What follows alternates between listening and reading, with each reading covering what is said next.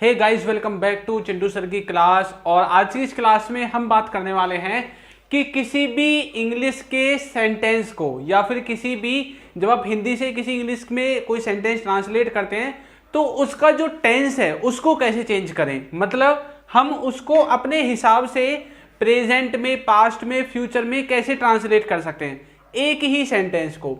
तो अब कुछ बच्चे सोच रहे होंगे कि सर इसके लिए तो हमें इंग्लिश ग्रामर को अच्छे से सीखना पड़ेगा, है ना, तभी हम प्रेजेंट से पास्ट में, पास्ट से फ्यूचर में सेंटेंसेस को ट्रांसलेट कर पाएंगे। तो देखो, इसके लिए पूरी इंग्लिश ग्रामर को सीखने की जरूरत नहीं है। इसके लिए सिर्फ आपको दो ऐसे वर्ड्स हैं जो आपको सीखने की जरूरत है किसी भी सेंटेंस को आप जब ट्रांसलेट करते हैं। ठीक है, अब चाहे, अब देखो, आप जब हिंदी से इंग्लिश में बनाओगे तब तो भैया आपको उसको पूरा सब कुछ सीखना पड़ेगा, लेकिन जब आप इंग्लिश से इंग्लिश में ही ट्रांसलेशन करोगे, यानी कि इंग्लिश के किसी प्रेजेंट के सेंटेंस को इंग्लिश के ही पास्ट में आप ट्रांसलेट करना चाहते हैं, फ्यूचर में आप ट्रांसलेट करना चाहते हैं, तो इसमें आपको किस चीज़ की जरूरत है? इसमें सिर्फ आपको दो वर्ड्स की जरूरत पड़ेगी। वो दो वर्ड्स क्या हैं उसको हम देखेंगे। ठीक है, सबसे पहले ये देखो कि वह आ गया है और वह खेल रहा था। इन दोनों में पहला क्या है? प्रेजेंट का सेंटेंस है। दूसरा क्या है? पास्ट का सेंटेंस है। वह आ गया है कैसे बोलेंगे? He has come. He has come. वह खेल रहा था कैसे बोलेंगे? He was playing. He was playing. वह खेल रहा था। अब इन दोनों सेंटेंसेस में आपको क्या चीज देखने को कॉमन मिल रही है? क्या चीज कॉमन मिल रही है देखने को? एक तो इसमें ही आपको देखने को मिला है ना, और दूसरा इसमें ये जो सेंटेंस है ये किसका है? प्रेजेंट के परफेक्ट का है। ठीक है, किसका? प्रेजेंट परफेक्ट का। ये जो सेंटेंस है ये किसका है? ये पास्ट के कॉन्टिन्यूअस का है। ठीक है, अब भाई मुझे कैसे पता चला ये प्रेजेंट के परफेक्ट का ही है और ये पास्ट के कॉन्टिन्यूअस का ही है? कैसे पता चला? ये चीज हमें पता चली है, ये बीच में जो लिखा हुआ है ना, ये वाला वर्ड इधर और इधर जो ये लिखा हुआ है, क्या लिखा हुआ है? वाज। ये क्या है? वाज हेल्पिंग वर्ब है। ये क्या है? हैज हेल्पिंग वर्ब है। पूरे इस सेंटेंस में और इसमें इस हेल्पिंग वर्ब वाले वर्ड को छोड़ करके कोई भी ऐसा वर्ड नहीं है जो आपको ये बता सके कि ये सेंटेंस कौन से टेंस का है। तो इसका मतलब क्या है कि यदि हम हेल्पिंग वर्ब को अच्छे से पढ़ लें तो हम टेंस को बता सकते हैं। हम टेंस को चेंज भी कर सकते हैं, प्रेजेंट से पास्ट में, पास्ट से फ्यूचर में, और फ्यूचर से प्रेजेंट में, या फ्यूचर से पास्ट में। किसी में भी हम अदल बदल करके टेंस को चेंज कर सकते हैं अगर हमें इस हेल्पिंग वर्ब का अच्छे से ज्ञान हो तो। ठीक है, एक वर्ड तो हो गया आपका हेल्पिंग वर्ब। ठीक, अब दूसरा वर्ड क्या है? दूसरा वर्ड है इस हेल्पिंग वर्ब के हिसाब से लगने वाली वर्ब की फॉर्म। क्या? वर्ब की फॉर्म। हेल्पिंग वर्ब के हिसाब से लगने वाली वर्ब की फॉर्म। ठीक है, अब देखो, यहां पर हैज के साथ कम का इस्तेमाल किया गया है वर्ब की तीसरी फॉर्म का। ठीक है, लेकिन यहां पर वाज के साथ हमने आईएनजी वाली फॉर्म लिखी है जो है वर्ब की फोर्थ फॉर्म। फोर्थ फॉर्म का मतलब होता है जब आप पहली फॉर्म में आईएनजी लगाते हैं। ठीक है, तो ऐसा क्यों हुआ कि यहां पर हमने थर्ड फॉर्म लिख दी, वहां पर फोर्थ फॉर्म लिख दी? क्या कब सभी सेंटेंसेस में हम सेम नहीं लगा सकते? यहां पर भी क्या हम आईएनजी नहीं लगा सकते थे? तो ऐसा किसके कारण हुआ? ऐसा हुआ हमारी हेल्पिंग वर्ब के कारण। ये हमारी हेल्पिंग वर्ब की डिमांड है कि भाई मुझे मेरे हिसाब से क्या चाहिए? मुझे मेरे हिसाब से वर्ब की फॉर्म चाहिए। जैसी हेल्पिंग वर्ब उसी के हिसाब से आपको वर्ब की फॉर्म्स जो है समझनी पड़ेंगी। अब हेल्पिंग वर्ब कहाँ से समझे, है ना? हेल्पिंग वर्ब को समझने के लिए आपको क्या पढ़ना है? आपको हेल्पिंग वर्ब को समझने के लिए थोड़ी सी जानकारी टेंसेस के बारे में होनी चाहिए। ठीक है, अब टेंसेस में देखो, टेंसेस में आप प्रेजेंट पढ़ते हैं, पास्ट पढ़ते हैं, फ्यूचर पढ़ते हैं। ठीक है, ये सब चीजें तो आपको जो है पहले से, जब आप पहली क्लास में थे तब से आती हैं, लेकिन ये नहीं आता कि प्रेजेंट के अंदर जो इंडेफिनेट है, पास्ट के अंदर जो इंडेफिनेट है, उनको कैसे पहचाने, प्रेजेंट के अंदर जो कॉन्टिन्यूअस है, पास्ट के अंदर जो कॉन्टिन्यूअस है, उनके सेंटेंसेस को कैसे ट्रांसलेट करें, ये चीजें आपको नहीं आती। देखो, इंडेफिनिट टेंस कैसे बनता है? अच्छा, किसी भी सेंटेंस को बनाने का formula subject, helping verb, verb की फॉर्म और फिर आपको ऑब्जेक्ट लिखना पड़ता है। ठीक है, अब देखो, यदि हम प्रेजेंट और पास्ट को आपस में कंपेयर करें तो यहां पर जो प्रेजेंट टेंस है और जो पास्ट टेंस है, इन दोनों का ही जो इंडेफिनिट है उसमें आपको हेल्पिंग वर्ब को लिखने की जरूरत ही नहीं है। सिंपल सेंटेंसेज में हेल्पिंग वर्ब की जरूरत ही नहीं पड़ती इनको डायरेक्ट वर्ब की फॉर्म चाहिए। एक को SEIS वाली चाहिए, एक को चाहिए वर्ब की सेकंड फॉर्म, ठीक है।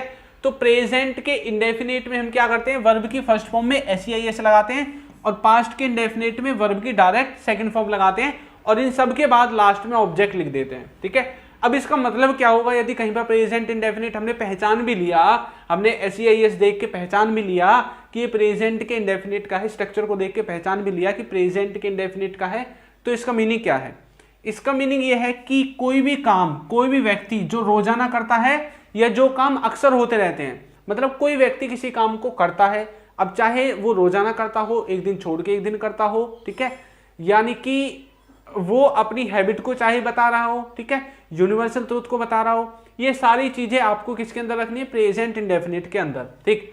यहां पर हैबिट आ सकती है, डेली जो काम करते हैं वो आ सकता है, कोई भी यूनिवर्सल ट्रूथ आपका देखने को मिल सकता है, ठीक है। आगे देखो, यदि पास्ट में है तो पास्ट में किस तरह के वर्ड्स दिखाई देंगे, गया, लिया, ली, दी, की, किया, किसी ने कोई काम किया, पास्ट में किसी ने कोई काम किया, वो वहां गया, मैंने उसको देखा, मैंने उसको पूछा, मैंने उसको देखा, ठीक है, मैंने ये सुना, मैंने वो सुना, मतलब पास्ट में आपने क्या क्या किया, इन सब को बताने के लिए पास्ट के इंडेफिनिट की हमें जरूरत पड़ेगी, ठीक है। अब देखो, अच्छा देखो, यदि आपने हमारे ऐप को डाउनलोड नहीं किया ना, तो आप हमारे ऐप को डाउनलोड कर सकते हैं। अल्फा स्पोकन इंग्लिश ऐप है। हमारे जो प्रीमियम कोर्सेज हैं वो आपको हमारे ऐप पर ही देखने को मिलेंगे, बिल्कुल बेसिक से एडवांस तक। जो अच्छे से सीखना चाहते हैं, बिल्कुल मतलब एक सीरीज में सीखना चाहते हैं, वो हमारे ऐप को डाउनलोड कर सकते हैं, ठीक है। कोई भी इशू आता है, ये व्हाट्सअप नंबर है, इस पर आप व्हाट्सअप पे ही कॉन्टैक्ट कर सकते हैं, ठीक। अब देखो, इंडेफिनिट में थोड़ा अंतर क्या होता है, इधर एक तरफ प्रेजेंट के हैं, एक तरफ आपको पास्ट के हैं। यहाँ पर लिखा हुआ है कि वह खेलता है और यहाँ पर लिखा हुआ है वह खेला, वह खेला, ठीक है, वह खेलता है, वह खेला, मतलब वह खेलता है, रोजाना किसी काम को करता है। किसी ने पूछा ये क्या करता है भाई, 5 बजे शाम को, बोला ये तो खेलता है। पास्ट के बारे में पूछा गया, भाई इसने पूरे दिन भर क्या किया, कुछ नहीं किया भाई, ये खेलता ही रहा, खेला ये, है ना, ये दिन भर खेला, ठीक। तो हमें यहाँ लिखा ही प्लेज और यहाँ पर लिखा ही प्लेड, क्यों लिखा, सेंटेंस के कारण। सेंटेंस का स्ट्रक्चर क्या है, सब्जेक्ट वर्ब की फर्स्ट फॉर्म में SEIS, उसके बाद ऑब्जेक्ट, और इधर इसका स्ट्रक्चर क्या था, सब्जेक्ट वर्ब की सेकंड फॉर्म और लास्ट में ऑब्जेक्ट, ये है इसका स्ट्रक्चर, ठीक है। सब्जेक्ट वर्ब की सेकंड फॉर्म और फिर ऑब्जेक्ट, सब्जेक्ट वर्ब की फर्स्ट फॉर्म में SEIS फिर ऑब्जेक्ट। अब क्या ये SEIS सबके साथ लगेगा, नहीं। यदि आपका सब्जेक्ट ही, शी और इट है या किसी का नाम है तो ही आपको SEIS लगाना है, वरना नहीं लगाना। अब देखो, ही क्या है, इसी लाइन के अंदर आता है, ही सीट के अंदर, इसलिए इसके साथ जो वर्ब उसमें SEIS लगा, ठीक है। वह स्कूल जाता है, ही गोज टू स्कूल, हम इंग्लिश बोलते हैं, वी स्पीक इंग्लिश, वह रोज बाजार जाता है, he goes to market daily, ठीक है। तो ये तो हो गए प्रेजेंट इंडेफिनिट की कोई किसी काम को करता है। इधर देखो, किसी ने कोई काम किया, वह खेला, वह स्कूल गया, ही वेंट टू स्कूल, हमने इंग्लिश बोली, वी स्पोक इंग्लिश, ठीक है, वह बाजार गया, he went to market, he went to market. तो यहां पर आपने क्या देखा कि इधर हमने इंडेफिनिट में प्रेजेंट के में SEIS लगा के बनाया है, इधर हमने वर्ब की सेकंड फॉर्म के द्वारा हमारे जो सेंटेंसेज हैं उनको बनाने की कोशिश की है, ठीक है। आगे देखो, इसके बाद हम क्या देखेंगे, इसके बाद हमारा आता है कॉन्टिन्यूअस टेंस। अब ये कॉन्टिन्यूअस टेंस किस चीज में काम आता है, कॉन्टिन्यूअस टेंस का इस्तेमाल हम किस चीज में करते हैं, कॉन्टिन्यूअस टेंस का इस्तेमाल करते हैं कॉन्टिन्यूटी को बताने के लिए, ठीक है। कॉन्टिन्यूटी को, कोई काम अभी हो रहा है, पास्ट में हो रहा था, आने वाले समय में हो रहा होगा, ठीक है, तो वहां पर हम कॉन्टिन्यूअस टेंस का इस्तेमाल करते हैं। इसमें आपको हेल्पिंग वर्ब देखने को मिलेगी, तो इसलिए सबसे पहले सब्जेक्ट, हेल्पिंग वर्ब, वर्ब और उसके बाद ऑब्जेक्ट लिखना है। ये आपका प्रेजेंट, पास्ट और फ्यूचर तीनों में हो सकता है, ठीक है, तीनों में। ऐसे ही पीछे वाला जो इंडेफिनिट था वो भी आपका हो सकता है, तो उसमें क्या फ्यूचर जो है ना सबसे आसान है, इसलिए मैंने फ्यूचर को यहाँ पर काउंट नहीं किया है। ज्यादातर जिसमें बच्चे कंफ्यूज रहते हैं वो है प्रेजेंट और पास्ट, तो इन दोनों में ही हम यहाँ पर कंपैरिजन करते हुए चलेंगे, ठीक है। देखो, प्रेजेंट में इजमार और पास्ट में वाज वर्ब, हम किसका इस्तेमाल करेंगे, हेल्पिंग वर्ब का। तो ये हेल्पिंग वर्ब है, आपको याद रखनी है। दोनों में ही वर्ब की फॉर्म के साथ ING लगेगी जब आप सेंटेंसेज बनाओगे, यानी कि ING वाली वर्ब की फॉर्म लगेगी। प्रेजेंट के कॉन्टिन्यूअस का मतलब है कि कोई काम अभी चल रहा है, प्रेजेंट में अभी मेरे बोलते टाइम, देखते टाइम अभी कोई काम हो रहा है या कोई काम चल रहा है, प्रेजेंट के कॉन्टिन्यूअस में रखते हैं। पास्ट के कॉन्टिन्यूअस का मतलब है कि कोई काम चल रहा था, कोई काम पास्ट में चल रहा था, हमारे बोलते टाइम देखते टाइम कोई व्यक्ति किसी काम को कर रहा था, तो उसको हमें किस में रखना है, उसको हमें पास्ट के कॉन्टिन्यूस के अंदर रखना है। पहचान कैसे होगी, इजम्मार से और वाजवर से। बाकी देखो आईएनजी तो दोनों में लगी हुई है ना। इधर इजम्मार यदि सेंटेंस में दिखे या वाजवर दिखे तो आपको पता चलेगा सेंटेंस प्रेजेंट का है या पास्ट का है। देखो आगे यहाँ पर ये जो हेल्पिंग वर्ब है ना और जो वर्ब की फॉर्म है ये आपको अच्छे से याद रखनी है, ठीक है। अगर देखो इसमें कॉन्टिन्यूस टेंस में आपको वर्ब की फर्स्ट फॉर्म के साथ आईएनजी लगानी है। इसमें जो अपने अभी हेल्पिंग वर्ब देखी थी इजमार और वाजवर, उसमें से इज और वाज आपके ही सी इट और किसी व्यक्ति के नाम के साथ इस्तेमाल होंगे। इसके बाद आर और वर, ठीक है, इनको आप बाकी बचे कुछ सबके साथ इस्तेमाल करेंगे, यानी कि ही सी इट को छोड़ करके जो भी बच गया उन सबके साथ आप क्या इस्तेमाल करेंगे, आर और वर को आप इस्तेमाल करेंगे, ठीक है। आगे देखो इसके बाद जो है आपको यहां पर क्या देखने को मिलेगा, इसके बाद इसमें आपके जो कॉन्टिन्यूअस टेंस है ना, इन दोनों में देखो अंतर क्या है। यहां पर लिखा हुआ है कि वह खेल रहा है और वहां पर लिखा हुआ है वह खेल रहा था, सब कुछ सेम है। यहां पर भी वह है, खेल है, रहा है, ठीक है, वह खेल रहा। अंतर कहां पे आया, हिंदी में था है और यहां पर है। इससे हमें पता चला कि ये पास्ट का है और ये किसका है, ये है आपके प्रेजेंट का। लेकिन यदि हम इन पूरे लास्ट के दो चीजों को देखें, रहा है और यहां पर लिखा हुआ है रहा था, मतलब पास्ट में किसी काम को कर रहा था, ठीक है। तो हिंदी में ऐसे हमें पता चलेगा कि सेंटेंस कब का है, प्रेजेंट का है या पास्ट का है। इंग्लिश में देखो ही इज प्लेइंग और ही वाज प्लेइंग, इसमें भी ही प्लेइंग है, इसमें भी ही प्लेइंग है। अंतर कहां पे आया है, यहां पर इज है और यहां पर क्या है, वाज है। इसका मतलब ये दोनों वर्ड क्या है, हेल्पिंग वर्ब, क्योंकि हेल्पिंग वर्ब ही सेंटेंस में टेंस को चेंज कर देते हैं, ठीक है। तो इजमार प्रेजेंट में यूज होता है, वाजवर पास्ट में, इसलिए वो सेंटेंस पास्ट में है और ये प्रेजेंट में है। वह स्कूल जा रहा है, he is going to school, और वह स्कूल जा रहा था, he was going to school. उसमें और इसमें अंतर कुछ भी नहीं है, सब कुछ सेम है, सिर्फ यहां पर वाज है और यहां पर इज है, ठीक है। हम इंग्लिश बोल रहे हैं, वी आर स्पीकिंग इंग्लिश, यहां पर आर है और हम इंग्लिश बोल रहे थे, वी वर स्पोकन इंग्लिश, तो यहां पर वर है। बाकी देखो वी दोनों में है, स्पीकिंग दोनों में है, इंग्लिश भी दोनों में है, पूरा सेंटेंस सेम टू सेम। अंतर कहां पे आया, हेल्पिंग वर्ब में, इसलिए इन दोनों का टेंस अलग हो गया। वह बाजार जा रहा है, he is going to market, और वो बाजार जा रहा था, he was going to market. तो समझ में आया। इन सेंटेंसेज को इनमें ट्रांसलेट करने के लिए कोई बोल दे तो कुछ चेंज करने की जरूरत है नहीं, सिर्फ हेल्पिंग वर्ब को चेंज करो, आपकी सेंटेंस यहां पे ट्रांसलेट हो जाएंगे। कल को कोई इनको इनमें ट्रांसलेट करने को बोल दे तो कुछ चेंज करने की जरूरत नहीं, सिर्फ वाजवर को हटाओ, इजमाल लगा दो, सेंटेंस आपके प्रेजेंट से पास्ट में, पास्ट से प्रेजेंट में, इस तरह से ट्रांसलेट होते हैं इंग्लिश टू इंग्लिश, ठीक है। आगे देखो इसके बाद अब यदि हम परफेक्ट टेंस की बात करें तो इसमें क्या होगा भाई। अब परफेक्ट टेंस का स्ट्रक्चर क्या है, देखो स्ट्रक्चर तो सबका सेम ही होता है, हेल्पिंग वर्ब और वर्ब की फॉर्म चेंज होती है। हेल्पिंग वर्ब क्या लगेगी, प्रेजेंट में हैज है, पास्ट में हैड, और वर्ब की फॉर्म लगेगी तीसरी फॉर्म, दोनों में, ठीक है। प्रेजेंट परफेक्ट का मतलब है कि काम खत्म या शुरू हो गया है, कोई भी काम है यदि वो खत्म हो गया है, प्रेजेंट तक ये शुरू हो गया है, तो प्रेजेंट के परफेक्ट में आप उसको बोलोगे। और कोई भी काम पास्ट में खत्म या शुरू हो गया था तो उसको आप पास्ट के किस में पढ़ोगे, पास्ट के परफेक्ट में पढ़ोगे। एग्जाम्पल से अच्छे से समझ में आएंगे, ठीक है। उससे पहले यदि अभी तक आपने हमें टेलीग्राम पर ज्वाइन नहीं किया है तो कर दीजिए, इंग्लिश विद चिंटू के नाम से आपको हमारा जो टेलीग्राम का ग्रुप है वो देखने को मिल जाएगा। बाकी आप हमें इंस्टाग्राम और फेसबुक पर भी फॉलो कर सकते हैं। अब देखो इधर किसके लिखे हुए, प्रेजेंट के, इधर पास्ट के, दोनों में कुछ भी अंतर नहीं है, सिर्फ इधर हैज है उधर हैड है, इधर हैव है इधर हैड है। पास्ट में हैड हेल्पिंग वर्ब है और प्रेजेंट में हैज हैव हेल्पिंग वर्ब है, बस। इसके अलावा सेंटेंस में कुछ भी चेंज आपको देखने को नहीं मिलेगा। तो कोई बोले प्रेजेंट से पास्ट में करो तो हेल्पिंग वर्ब चेंज कर दो, पास्ट से प्रेजेंट में करो तो इनकी हेल्पिंग वर्ब चेंज कर दो। वह खेल चुका है, ही हैज प्लेड, और वह खेल चुका था, ही हैड प्लेड। यहां पर हैड आ गया, यहां पर हैज आ गया, बस इतना अंतर है। वह स्कूल जा चुका है, he has gone to school, और वह स्कूल जा चुका था, he had gone to school. हम अंग्रेजी बोल चुके थे, वी हैड स्पोकन इंग्लिश, और हम अंग्रेजी बोल चुके हैं, वी हैव स्पोकन इंग्लिश। वह बाजार गया है, he has gone to market, वह बाजार जा चुका था, he had gone to market, ठीक है। तो दोनों में अंतर कुछ भी नहीं है, सिर्फ और सिर्फ हेल्पिंग वर्ब का जो है आपको अंतर देखने को मिलेगा। बाकी एक एक वर्ड को मैच करके देख लो, इंग्लिश में सारी चीजें आपको देखने को सेम ही मिलेंगी, ठीक है, कुछ भी आपको अंतर नहीं मिलेगा। उसके बाद आता है परफेक्ट कॉन्टिन्यूअस टेंस, ठीक। अब ये जो परफेक्ट कॉन्टिन्यूअस टेंस है, इसके सेंटेंस में जो हेल्पिंग वर्ब होगी वो हैज हैव के साथ बिन आएगा और हैड के साथ बिन आएगा। प्रेजेंट में हैज हैव के साथ बिन, पास्ट में हैड के साथ बिन, दोनों में वर्ब की फॉर्म आईएनजी वाली लगेगी।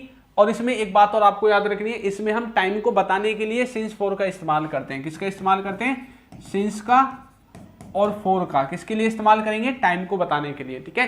तो ये छोटी सी बात है जो आपको याद रखनी है। चलो देखते हैं, यहां पर देखो एक ही में मैंने जो सारी चीजें कवर कर दी है। वह सुबह से खेल रहा है और वह सुबह से खेल रहा था, ठीक है। यहां पर दोनों हमें पता चल गया, यदि इसको लेके बनाएंगे तो प्रेजेंट का बनेगा, इसको लेके बनाएंगे तो पास्ट का। हमने बोला ही हैज या had been playing since morning. देखो पूरा सेंटेंस सेम है। यदि प्रेजेंट में बोलना है तो सिर्फ हैज को बोलना है, हैड को छुपा देना है, और यदि पास्ट में बोलना है तो इसको हटा देना है, इसको बोल देना है, ठीक है। तो ये छोटी छोटी चीजें हैं जो आपको याद रखनी है।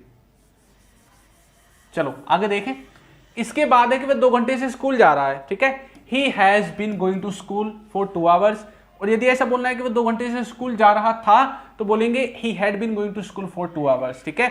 हम कल से इंग्लिश बोल रहे हैं, we have been speaking English. कब से? कल से, ठीक है। We have been speaking English. अब यहां पर ये जो कल से है ना, कल के लिए आप क्या बोलोगे? सिंस, ठीक है, सिंस यस्टरडे, बीते हुए कल से, ठीक है। आगे देखो, हम सुबह से बाजार जा रहे हैं, या फिर वह सुबह से बाजार जा रहा है, या सुबह से बाजार जा रहा था। तो दोनों में ही आप क्या करोगे? प्रेजेंट में बोलने के लिए हैज, पास्ट में बोलने के लिए हैड, बाकी सब कुछ जो है आपका यहां पर सेम रहने वाला है, ठीक है। कोई भी आपका चेंज नहीं होगा। अब देखो थोड़ी सी ट्रांसलेशन की प्रैक्टिस करेंगे कि कैसे हमें ट्रांसलेशन करना होता है, ठीक है। मान लो एक सेंटेंस है, ही हैज गॉन देयर, ठीक है। एक छोटा सा सेंटेंस है, ही हैज गॉन देयर। ये सेंटेंस है किसका? प्रेजेंट का, ठीक है। कोई बोले भाई इसी को पास्ट में ट्रांसलेट करके दिखाओ, तो क्या बोलना है? कुछ भी नहीं करना, हैज के स्थान पर क्या लगा देना है? हैड। हो गया translate. He had gone there, हो गया सब पास्ट में ट्रांसलेट। बस इतना सही करना होता है। फ्यूचर में करके दिखाओ तो फ्यूचर की हेल्पिंग वर्ब क्या है? विल हैव, ठीक है। तो अच्छा एक बात और याद रखनी है, ऊपर वाला यदि आपको सेम टू सेम ट्रांसलेट करना पड़े, अब जैसे कि ऊपर वाला हमारा सेंटेंस किसमें था? ऊपर वाला हमारा सेंटेंस था प्रेजेंट के परफेक्ट में। किसमें था? प्रेजेंट के परफेक्ट में हमारा जो हो ऊपर वाला सेंटेंस था, ठीक है।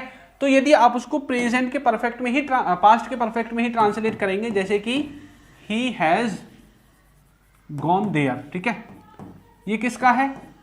प्रेजेंट के परफेक्ट का है।